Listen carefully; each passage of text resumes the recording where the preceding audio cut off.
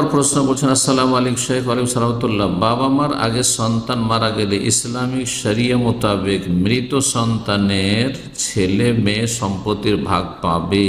পেলে কতটুকু? সম্পদের ভাগ দাদার সম্পদে কেন পাবে? যেখানে সেই দাদার মানে ওই ছেলের ছেলেদের যে দাদার আরও ছেলেরা আছে আর নাতি পোতারা আছে। তাই নাতি পোতার তুলনায়, কারণ এই জন্য নাতি পোতা বলছি যে বাংলাদেশের কোনো কোনো অঞ্চলে ছেলে মেয়েদেরকে নাতি নাতিন বলা হয়, কিন্তু মূলত শুদ্ধ ভাষায় নাতি নাতিন মানে মেয়ের ঘরের ছেলে মেয়ে হচ্ছে নাতি নাতিন, আর ছেলের ঘরের ছেলে মেয়ে হচ্ছে পোতাপতিন। তো যাই হোক, পোতাপতিন আছে আর ছেলের মেয়েরাও আছে। তার ছেলে মেয়েরা কাছের আত্মীয় থাকতে দূরের ওয়ারিস যারা, তারা উত্তরাধিকারী হবে না। এটি শরীয়তের বিধান, কারণ তারা দূরবর্তী যারা, তাদের জন্য কি করবে? আর সৃষ্টি করে ফেলবে। জি, এখন ওই বাচ্চাদের বাবা মারা গেছে, আর তার বাবা নিজের কোনো ধন সম্পদ রেখে যায়নি যে সেখান থেকে ধন সম্পদের ভাগ পাবে, তাহলে এরা ক্ষতিগ্রস্ত এদিক থেকে। বাবা সংসার হয়তো অনেক কাজ করে গেছে, এই রকম ক্ষেত্রে ওয়ারিস তো হবে না, যেহেতু সেই দাদার ছেলে মেয়েরা আছে, তাহলে নাতি নাতিন বা পোতাপতিনরা কি করে ওয়ারিস হয়? ওয়ারিস হবে না। শরীয়তের বিধান অনেক ওলামার উল্লেখ করেছেন যে এই রকম অবস্থায় ওসিয়ত করা ফরজ দাদার জন্য ওসিয়ত করা ফরজ। আমার পোতাপতিনরা রয়েছে বা নাতি নাতিনরা রয়েছে, তাদের জন্য আমি ওসিয়ত করেছি। ওসিয়ত অন্য যে কোনো মানুষের জন্য করা যায়, যে কোনো ভালো প্রতিষ্ঠানের জন্য, বৈধ কাজে যখন করা যায়, তাহলে এরা তো নিকট আত্মীয়।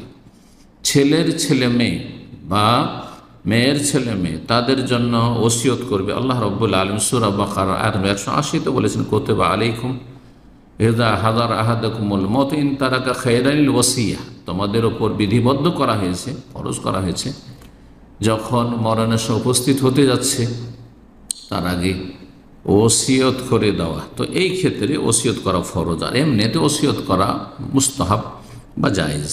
আল্লাহ তাআলা আলাম, যাতে করে তারা ক্ষতিগ্রস্ত না হয়। বলছেন, আসসালামু আলাইকুম শেখ। ওয়ালাইকুম সালাম। আমার 3 ছেলে। ছোট ছেলে গত কয়েকদিন আগে তার 2 ছেলে ও 1 মেয়ে রেখে মৃত্যুবরণ করেছে, আল্লাহ রহম করুক। ঘরে আমার দ্বিতীয় স্ত্রী। আমার প্রথম স্ত্রীর নামে ঢাকায় 4 শতক জায়গার ওপর টিন সেট বিল্ডিং আছে। চাঁদপুরে গ্রামের বাড়িতে আলহামদুলিল্লাহ বেশ সম্পত্তি আছে। আমার ইচ্ছা ছোট ছেলের নাতিনদেরকে কিছু সম্পত্তি হেবা করে দেব। ইসলামে তার বিধান কি জানাবেন প্লিজ? হেবার ক্ষেত্রে শরীয়তের বিধান হচ্ছে, এটাকে হাদিসের ভাষায় হেবা বলা হয়েছে, আতিয়া দান বলা হয়েছে। যদি করেন তাহলে যত ওয়ারেসিনরা রয়েছে, উত্তরাধিকার রয়েছে, সবাইকে করতে হবে।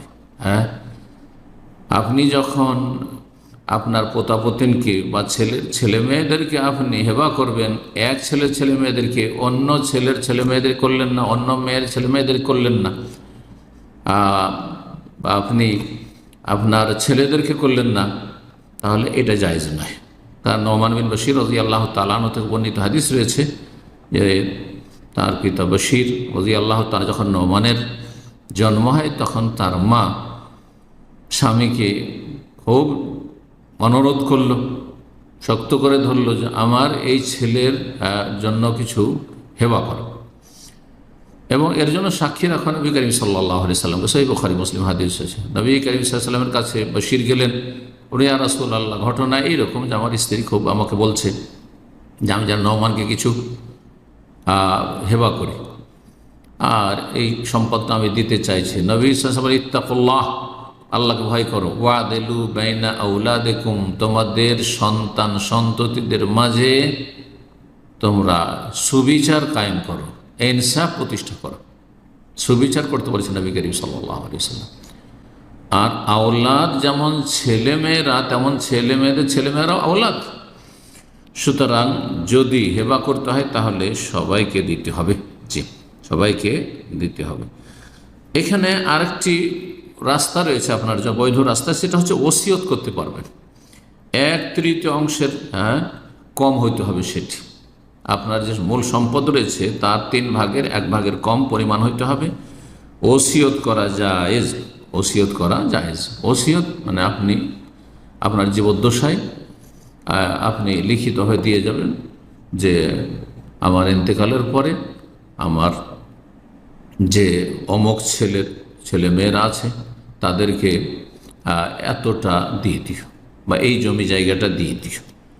এটা করা যেতে পারে, আপনি সেই পথ অবলম্বন করতে পারেন। জি।